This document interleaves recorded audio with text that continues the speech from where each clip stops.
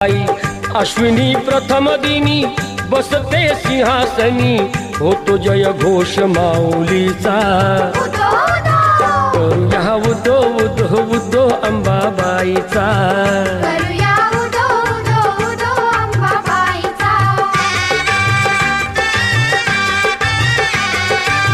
तेथुनी जरा दुरी स्वामीजी गगनगिरी, अंश तो परमेश्वरी भक्ती दत्ताची खरी।